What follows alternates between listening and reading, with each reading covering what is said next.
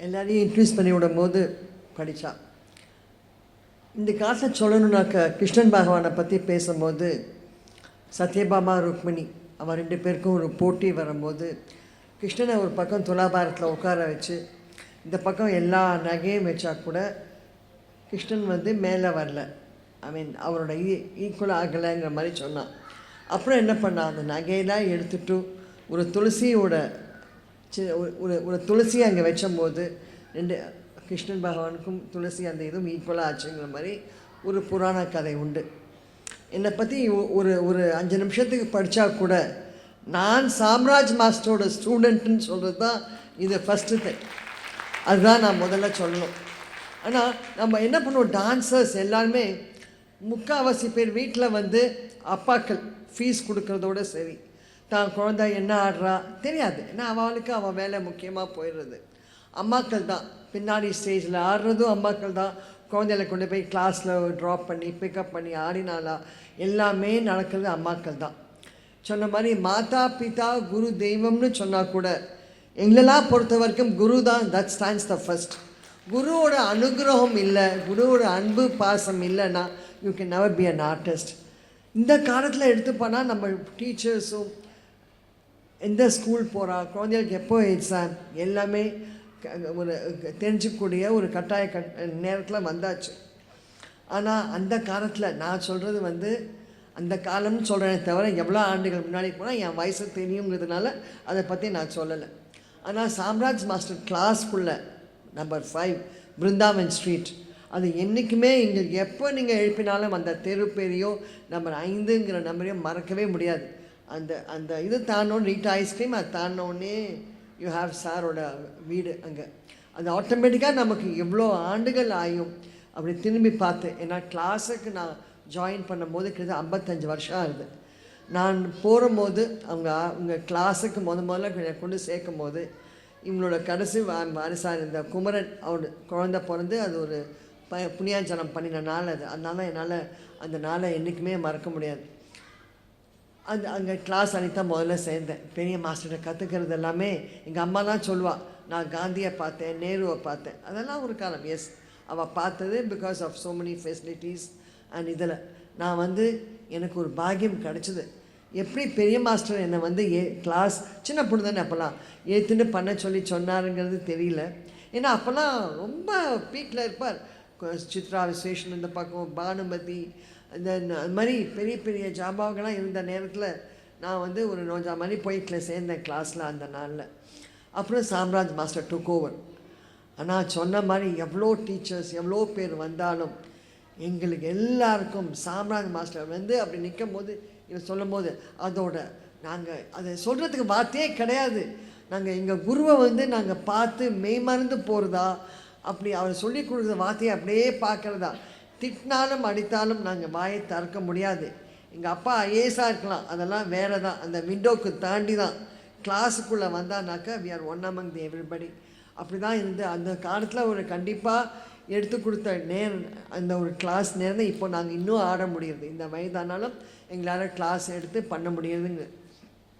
என்ன பண்ணோம், அம்மாக்களை பற்றி சொல்லும் போது தான் குழந்தை பிறந்த உடனேயே நம்ம என்ன நினைக்கிறோம், நம்ம என் பொண்ணு வைஜெயந்தி மாலா மாதிரி வரணும், என் பொண்ணு பத்மினி மாதிரி வரணும்னு நினைக்கிறான். ஏன் ஷோப்னா ரமேஷாவே வரலாமே, அதுதான் இங்கே சாம்ராஜ் மாஸ்டர் சொல்லி கொடுப்பார். ஏன் அவங்களே தான் கொண்டு வரீங்க, உங்கள் பொண்ணாவே நன்னா வருவோம். அவன் நேமாக அவளோட நிறைய ப்ரோக்ராம் பண்ணி அவங்க யாருன்னு தெரியற அளவுக்கு கொண்டு வருவான்னு ஒரு மாதிரி ஒரு நாங்கள் கொடைக்கானல் நாங்கள் ஒரு ஃப்ளவர் ஷோ ப்ரோக்ராம் போயிருக்கும் போது சொன்ன ஒரு கமெண்ட். சாதாரணமாக சொன்னாரோ இல்லையோ, ஆனால் அன்றைக்கி அவர் சொன்ன ஒரு வாக்கை நான் வேத வாக்காக எடுத்துட்டேன். அப்புறம் நாங்கள் ஒரு தடையும் நம்ம பல ஊருக்கு போய் ஆடும் போது எல்லாமே சாம்ராஜ் மாஸ்டரோட வார்த்தைகள் எனக்கு நிச்சயமாக காதில் ஒழிச்சுது. எனக்கு அம்மாக்கள் என்ன பண்ணுவாள், குழந்தை பிறந்தோடனே சொன்ன மாதிரி ஒரு களிமண் மாதிரி தானே நாங்கள்லாம் இருப்போம். என்ன ஆடுறது எப்படி ஆடுறது எதுவுமே தெரியாது. அதை கொண்டு போய் டீச்சர்கிட்ட போய் அம்மாக்கள் கொடுத்துருவா, இதான் என் பொண்ணு, இதை நீங்கள் அவளை ஆட வைக்கிறது உங்களோட பொறுப்புன்றோம். அதோடு முடிஞ்சு போச்சு. எங்களை ஒரு தங்க பதுமையாக ஆக்கிறது யாருன்னா குரு தான். நாங்கள் களிமண் மாதிரி இருக்கிறத நம்ம ஒரு நல்ல ஒரு அழகான ஒரு டான்ஸராக ஆக்கி இன்றைக்கி 14 ஐட்டம் யூஸ்வலாக என்ன பண்ணுவோம், ஒரு டான்ஸுன்னு எடுத்துட்டா 8, 9, 10 கூட ஜாஸ்தி பண்ண மாட்டாள். 7, 8ஓட முடிச்சுடுவாள். 14 ஐட்டம் அந்த குழந்தைய வந்து ஆட வச்சார்னா அடுத்து அடுத்து அடுத்து உள்ளே போய் கூட வர வேண்டிய டைமை கொடுக்கல சார். ஏன்னா எனக்கும் அவருக்கும் ஆல்மோஸ்ட் ஒரே வயசாகலாம். ஆனால் அவரை பார்க்கும்போது நமக்கு ஒரு குருங்கிற ஸ்தானத்தில் அவர் இருக்கும்போது நிஜமாவே hats off to you Palaniappan sir. குரு பழனியப்பன் அப்படி தான். ஏன்னா நாங்கள்லாம் ஒன்றாவே வளர்ந்ததுனால பேரை சொல்லி பழகிட்டோம் அந்த காலத்தில். இப்போ வாய் வரக்கூடாது, வரவே கூடாது. குரு அந்த ஸ்தானத்தை அவர் அடைஞ்சாச்சு. இவ்வளோ குழந்தைகளை கொண்டு வரும்போது we feel very happy on that. அந்த குழந்தை உள்ளே போய் நானும் சொல்லிட்டேன், இந்த உள்ளே போய் தண்ணி கூட குடிச்சிக்காமல் நாங்கள்லாம் பண்ணும்போது சரி குளுக்கான் டீயை கரைச்சி வச்சு ஒரு ஐட்டத்துக்கு உள்ளே போகும்போதெல்லாம் வாயில் கொடுத்து சாப்பிடுமா, இதெல்லாம் கிடையாது. இந்த குழந்தை உள்ளே வந்தால் 2 ஐட்டம் 3 ஐட்டம் கண்டினியூஸாக ஆடிட்டு தான் உள்ளே போனான். அது I have never seen this. நான் இந்த மாதிரி நான் பார்த்ததே கிடையாது. Good, all the best you. கடவுளோட அனுகிரகம் இல்லைன்னா you cannot be a dancer. ஸ்கூலில் போனால் நம்ம 35 பேர் 40 பேர் இருக்கா.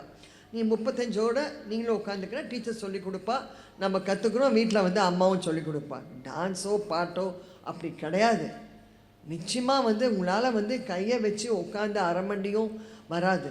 நான் ஒரு மாதம் வேணால் அம்மா அப்பா ஃபோர்ஸ் பண்ணால் போவாள். அதுக்கப்புறம் அம்மா கால் வலிக்குது, கை வலிக்குது, ஐ டோன்ட் லைக் திஸ்மா, ஐ டோன்ட் டூ திஸ்.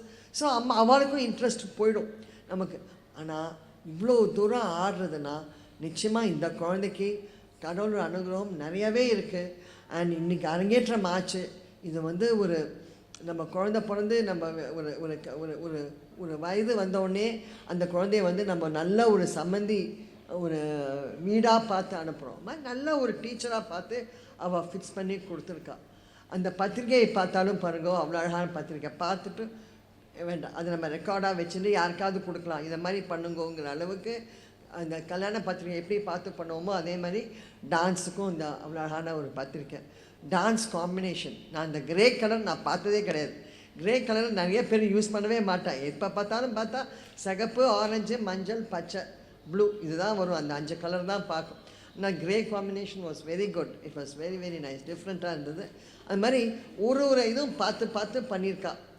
யாருக்கு முதல்ல கிளாப்ஸு? அவள் அம்மாவுக்கு, அம்மா அப்பாவுக்கு முதல்ல.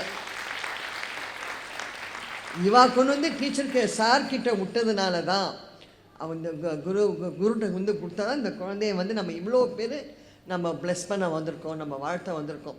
ஒரு கல்யாணத்தில் போகும்போது எல்லோரும் மஞ்சள் தூவி அச்சதை பண்ணி அவன் கல்யாணம் தாலி கட்டும் போது எல்லோரும் நன்னா இருமாங்கிறத நம்ம நினைக்கிறோம். இங்கே கையில் அச்சதை இல்லாமல் இருக்கலாம், ஆனால் எல்லாருடைய மனசுலேயும் இந்த குழந்தைய பற்றி நல்ல ஒரு எண்ணமும் நிறைய அவன் டான்ஸில் நிறைய பண்ணணுங்கிற எண்ணம் நிச்சயமாக இருக்கும். நம்ம வாழ்த்திட்டு தான் போவோங்கிற நினைக்கிறேன். அந்த மாதிரி லேர்ன் மோர் நிறைய இருக்குது. என்ன இல்லை, சென்னை மட்டும் இல்லை, உலகத்தில் எவ்வளோ கோவில் ஆடுற மாதிரி வேறு சந்தோஷம் வேறு எங்கேயுமே கிடையாது உலகத்தில். அவ்வளோ மெட்ராஸை எடுத்து பார்த்தா 128 சபாக்கள், எவ்வளோ கோயில்கள், கோவிலில் போய் ஆடுற மாதிரி வேறு சந்தோஷம் வேறு எதுவுமே கிடையாது. அது யார் இருக்கா யார் இல்லை வேண்டாம், நம்ம கடவுளை மட்டுமே நினச்சின்னு நம்ம டீச்சர் சொல்லி கொடுத்த, குருமார் சொல்லி கொடுத்த அந்த அந்த உருப்படின்னு சொல்லுவோம். நம்ம அந்த ஐட்டத்தை கற்றுன்னு ஆடும்போது அதுக்கு சந்தோஷம் வேறு எதுவுமே கிடையாது. வீட்டில் வந்து அந்த கடைசியில் ப்ரோக்ராம்லாம் முடிச்சுட்டு நம்ம வந்து நம்ம சலங்கி அவுத்து வச்சு நம்ம சுவாமிக்கு நமஸ்காரம் பண்ணிவிட்டு வீட்டுக்கு போகும்போது அன்றைக்கி ஒரு டான்ஸ் ப்ரோக்ராமும் அதுக்கு ஈடு இணையே கிடையாது. ஸோ அதனால் அவளுக்கு என்கரேஜ்மெண்ட் நம்ம எல்லோரும் கொடுக்குற மாதிரி இன்றைக்கி பண்ணால் இன்றைக்கி வாழ்த்த வந்தோங்கிறது மட்டும் இல்லை, என்றைக்குமே நம்ம இருந்து சப்போர்ட் பண்ணி அவள் எங்கே ப்ரோக்ராம் பண்ணாலும் நம்ம வாழ்த்துகள் அவள் நிச்சயமாக தேவை. அவள் அம்மா அப்பாவுக்கும் சரி, இட்ஸ் அ கிரேட் பிளெஸிங்ஸ் கண்ணா. நீ வெரி லக்கி. இவ்வளோ அழகான ஒரு ஆடிட்டோரியம், இவ்வளோ அழகான ஒரு அமைப்பு எல்லாமே கிடச்சிருக்குன்னா எத்தனை பேருக்கும் கிடைக்கும்.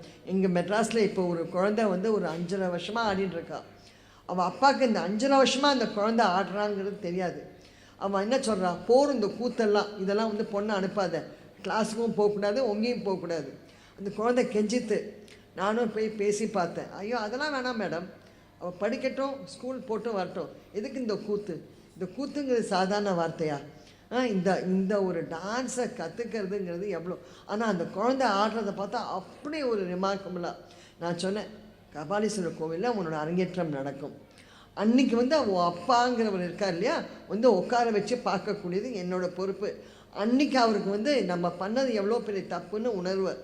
அந்த மாதிரி ஒரு நாள் வரும்னு தான் நான் சொல்லி அவளை நல்லா ஆடி வச்சுருக்கேன். ஸ்கூல்லேருந்து வரும்போது அப்படியே வந்து யூனிஃபார்மோடு அவங்க கூட முடியாது, ஆடிட்டு ஓடுவோம் வீட்டுக்கு. Class, extra class, tuition class போகிற மாதிரி சொல்லிட்டு தான் ஓடி வந்துட்டு போகிறாள். அந்த மாதிரி அது சில பேருக்கு கிடைக்கல, ஆனால் இவளுக்கு எல்லாமே கிடச்சிருக்கு. அம்மா அப்பாவோட சப்போர்ட்லேருந்து எல்லாமே கிடச்சிருக்குங்கிற போது you should make use of this dance as much as you can. நிறைய ஆடுறது மட்டும் இல்லை, நீ நெக்ஸ்ட் ஜென்ரேஷனுக்கு நீ வளர்ந்து நீ பண்ணி நீ எங்கே போய் நீ செட்டில் ஆனாலும் உன்னோட டான்ஸை மறக்காமல் கற்றுக்கிட்டே போகணும். படிப்பும் டான்ஸும் ரயில்வே தண்டவாளம் மாதிரி ரெண்டுமே அழகாக பேலன்ஸ் பண்ணிட்டு போகணும். ஒரு படிப்பும் முக்கியம், டான்ஸ் இந்த கலை வந்திருக்க கலை ரொம்ப ரொம்ப முக்கியம். இதுக்கு வந்து அழகாக இந்த அம்மா அப்பா சொல்லி ஐ மீன் என்கரேஜ் பண்ணுறது. அதுக்கு மேலே குருமார் அவன் நல்ல ஒரு எல்லாமே நல்லா அமைஞ்சிருக்கு. I wish you all the best. And ரொம்ப சந்தோஷம். நான் ஒரு பாரதியார் மேலே ரொம்ப ஒரு வெறி எனக்கு. கிருஷ்ணன், ராமர், அம்பாள் எல்லாமே நம்ம பிச்சை எடுத்து பண்ணுறோம் நம்ம, ரைட், ஒத்துக்கிறேன். ஆனால் என்ன இல்லை பாரதியாரோட வார்த்தைகள்ங்கிறது தான் என்றைக்குமே நான் சொல்லுவேன். ஒரே ஒரு லைன் தான், அது மேலே எடுக்க மாட்டேன். ஒரே ஒரு நம்ம கதா காலட்சேபம்லாம் நம்ம கேட்போம். ஏன் போய் கேட்டுட்டு இருந்தோம் அந்த காலத்தில்? அவள் சொல்கிற கருத்தில் ஏதாவது ஒன்று நமக்குள்ளே மனசில் ஏற்றிப்போம். நம்ம ஓஹோ இந்த இப்படியா இந்த கதையாங்கிற மாதிரி இருக்கும். ஒரே ஒரு கேள்வி, பாரதியார் எப்படி மரணம் அடைந்தார்? இங்கே யாருக்காவது தெரியுமா? எது வேணால் சொல்லுங்க, பரவாயில்ல. யானை மிதித்து தவறி போனார் இல்லையா? நீங்கள் சொல்கிறது தவறான பதில். ஓகே, இல்லை தவறுங்க. பாரதியார் தவறி போனது வந்து வறுமை. அவர் வந்து இந்த செப்டம்பர் 11 அன்றைக்கி தான் அவர் போன இந்த மாதம் அடுத்த மாதம் வருது. என்னென்னா அப்போ வந்து டிசென்ட்ரிங்கிற ஒரு இது நமக்கெல்லாம் இப்போது டிசென்ட்ரி வயிறு சரியாலையா ஒன்று கையில் பார்க்குறோமா, கூகுளில் பார்க்குறோமா, மருந்து பேரை சொல்கிறோமா, 5-10 மினிட்ஸில் மாத்திரை வந்து உட்காந்து நம்ம கையில் வந்துடுறது. இப்போ திரும்பி பார்த்தா தண்ணி வரும், குடித்தா முடிஞ்சு போச்சு. அந்த காலத்தில் அது இல்லை அவருக்கு. ஈவையார் பெரிய சுவாமி இருக்கால, அவர் வந்து ஈரோட்டில் ஒரு பெரிய மாநாடு நடத்தினார், காங்கிரஸ் மாநாடு. இவரை கூப்பிட்டு இவர் பேசணும், 1.5 மணி நேரம் பேசுவார் யூஸ்வலாக. ஆனால் நடக்க முடியாமல் அங்கே போயாச்சு. பெரிய மாநாடுக்கு கூப்பிட்டுட்டார், போய் தான் ஆகணும், போயாச்சு. போகிற இடத்துல அவர் நிற்க முடியல, உட்கார முடியல. ஆனாலும் 1.5 மணி நேரம் பேச வேண்டிய அவர் அன்றைக்கி ஒரு 35 நிமிஷம் மேலே பேச முடியாமல் உட்காந்து இறங்கியாச்சு. அப்படியோ கஷ்டப்பட்டு சென்னைக்கு வந்தாச்சு. அதில் ஆரம்பிச்சது தான். ஆனால் அவருக்கு என்ன ஒரு பழக்கம் இருந்தது, தினம் பாட்சாரி கோயில் போய் சுவாமியை பார்க்காம வீட்டுக்கு, ஏன்னா பக்கம் தானே வீடு, ட்ரிப்ளிகன் தானே வீடு, பார்ப்பார். அங்கே போகும்போது சும்மா இவர் வீட்லேயே ஒன்றும் கிடையாது, வறுமை தான். யாராவது பார்க்க வந்தால் ஒரு வாழைப்பழம் கொடுப்பா. அந்த ஒரு வாழைப்பழத்தை வந்து 4ஆக வெட்டி மனைவி செல்லமாக்கு 2 பெண்களுக்கு ஒன்று கொடுத்துட்டு தான் ஒன்று வச்சுப்பார். தான் வச்சுப்பார்னா அது வந்து தான் சாப்பிட மாட்டார். அங்கே போய் அர்ஜுனன் என்கிற ஒரு யானை இருக்குது, பாட்சாரி கோவிலில் இருந்தது. அந்த யானைக்கு கொடுத்துட்டு உள்ளே போய் சுவாமியை பார்த்துட்டு, இது ஒரு பழக்கம். வாழைப்பழம் இல்லையா, வெத்தலையாவது எடுத்துன்னு போவார், அதையாவது 4ஆக பிச்சு கொண்டு போய் கொடுத்துட்டு போவார். அந்த கோட் எதுக்கு போட்டுனார்? உள்ளே போகிற கேஷ சொக்காயை மறைக்கிறது தான் போட்டதான் அந்த கருப்பு கோட். அதுக்கு மேலே அதுக்கு மேட்ச் ஆகணும்னு அவர் ஒரு வங்கியை தலையில் ஒரு இதை வச்சுருந்தார், அவர் முண்டாசை வச்சுருந்தார். முண்டாசை கவிஞன் தான் அவர் பேர். அப்படி போயிருக்கும்போது அன்றைக்கி அவர் நடக்க முடியாமல் போயிட்டுருக்கும்போது அந்த யானை தான் தெரியுமே, தினமும் வருவார், ஏதாவது கொடுப்பாரு. அன்றைக்கி தான் தும்பிக்கையை அப்படி மேலே தூக்கும் போது இவருக்கு பேலன்ஸ் இல்லை, ஏன்னா உடம்புல ஒன்றுமே இல்லை. போகும்போது மேலே பட்டோன்னே அப்படியே கீழே விழுந்தார். விழும்போது அவரோட உயிர் நண்பர் கோலை கண்ணன்னு பேர், எங்கிருந்தோ வந்தார் கண்ணனுங்கிறது ஒரு பாட்டு கூட நமக்கு எல்லாருக்குமே தெரியும். அவர் வந்து பாரதின்னு ஓடி போய் இந்த 4 கால் நடுவில் பாரதியார் விழுந்ததுனால போய் நின்று அவரை வெளியே எடுத்து தோல் மேலே போட்டுட்டு அங்கேருந்து வீட்டுக்கு வந்து அவரை வந்து படுக்க வச்சு அப்புறம் ஒரு 14 நாள்லேயே அவர் தவறி போனது, அது வேறு விஷயம். அதனால் பாரதியார் வந்து மரணம் அடைந்ததுங்கிறது அப்போ யாருமே இல்லை. அவரை வந்து இது பண்ணும்போது 8-9 பேர் கூட கிடையாது. இப்போ உலகமே அவரோட வார்த்தைகளையும் என்ன அழகாக சின்னஞ்சிறுக்கிலேயே பண்ணினா அவ்வளோ ரொம்ப சந்தோஷமாக இருந்தது அந்த பாட்டை பாடும்போது. அதனால இந்த டாப்பிக்கே வந்தது, அவ்வளோ நல்லா இருந்தது. என்ன இல்லை, நவரசமும் இருக்குது அவரோட பாட்டில். அது மாதிரி வரும்போது அவ்வளோ நல்லா இருந்தது. அப்புறம் கடைசியில் இப்போ நம்ம எவ்ரி இயர் டிசம்பர் 11 அவரோட பிறந்த நாள், செப்டம்பர் 11 அவர் மறைந்த நாள். நான் அவர் வந்து அவருக்கு ரொம்ப நாளாக ஆசை, அவரை உட்காந்து எட்டயபுரம் ஜமீன் அவரை ரிசீவ் பண்ணி அவர் பாட்டை கேட்டு ஒரு பொற்கொழி கொடுக்கணுன்னு ஆசை. அது கடைசி வரைக்கும் நடக்கலை. ஏன்னா எட்டே ஜமீன் சொன்னால் நான் உன்னை ரிசீவ் பண்ணுறேன், ஆனால் என்னை பற்றி நீ பாடணும்னு யோசிச்சனா நான் வந்து ஒரு தனி மனிதனை பற்றி பாட மாட்டேன், தேசமாதாவை பற்றி பாடுவேன், நேச்சரை பற்றி பாடுவேன், காளியை பற்றி பாடுவேன், கண்ணனை பற்றி பாடுவேன், தனி மனிதனை பற்றி நான் பாட மாட்டேன்னு சொல்லுது. வண்டி வந்தது. இப்போல்லாம் நமக்கெல்லாம் எங்களுக்கெல்லாம் வண்டி அனுப்புகிறா. நாங்கள் சீஃப் கெஸ்ட்டாக போனாக்க வண்டி வேணுமா வேணாமான்னு கேட்டு சொல்கிறோம். அந்த காலத்தில் பல்லக்கு தான் வரும். அந்த மாதிரி பல்லக்கு வரும்போது பல்லக்கு திரும்பி போயிடுது. நான் வரமாட்டேன்ட்டார். அந்த மாதிரி நாங்கள் ஒரு 28 ஆண்டுகளாக நாங்கள் ஒரு பல்லக்கு வச்சு பாரதியார் வச்சு நாங்கள் வந்து பல்லக்கில் பாரதியார் அழைச்சின்னு போய் அவர் வீடு பாட்சாரி கோயில் வாசல்லேருந்து போகிறோம்.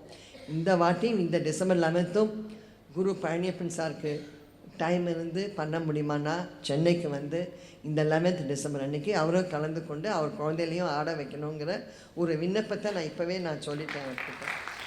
ஏன்னா எங்களோட இதுக்கு சிவகுமார் சார் பாடியிருக்கார். எங்கள் பாரதியார் இதில் வந்து பாரதி ஐந்தன் வச்சுல அவரும் பாடியிருக்கார். எல்லாருமே வருவாள். எந்த ஆர்டிஸ்டாக இருந்தாலும் அன்றைக்கி பாரதியாரை மறக்க முடியாது.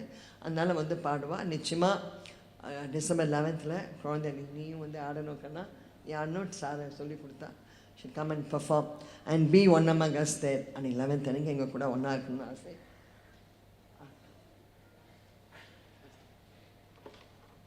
ஒரு சின்ன அன்பளிப்பு.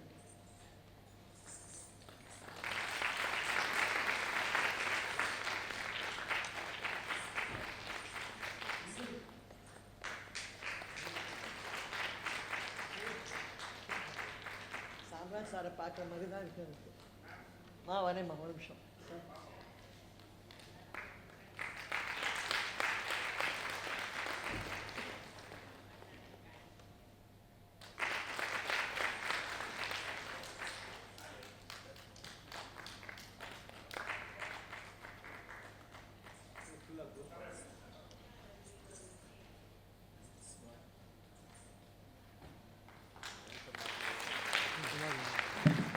இவ்வளோ ப்ரோக்ராம்ஸு வாசல்லேருந்து நின்று பார்த்து எல்லாத்தையுமே ஒழுங்காக ஆர்கனைஸ் பண்ணுற ஆர்கனைசர் தான் ரொம்ப முக்கியம்.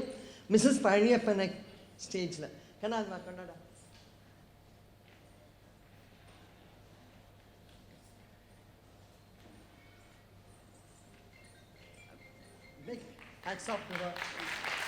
இந்த ஸ்டேஜில் இவங்க ஆடுறாங்களோ இல்லையா, வாசல்லேருந்து வந்து நின்று எல்லாம் நல்லபடியாக ஆட வச்சது இவங்க தான். I think there's always a lady behind every man. அதனால் நிச்சயமாக வித்தவுட் their சப்போர்ட் அது சொல்லலாம். ஆனால் நிச்சயமாக எந்த ஒரு ஆண்மகன் அவ்வளோ நல்லா வந்தாலும் பின்னாடி அவங்க ஒய்ஃப் இருந்து இல்லை யாராவது இருந்தால் தான் நல்லபடியாக வர முடியும். பெண்களோட இது நிச்சயமாக அவங்க எல்லாருக்குமே தேவைங்கிறது தெரியும். All the best you continue to B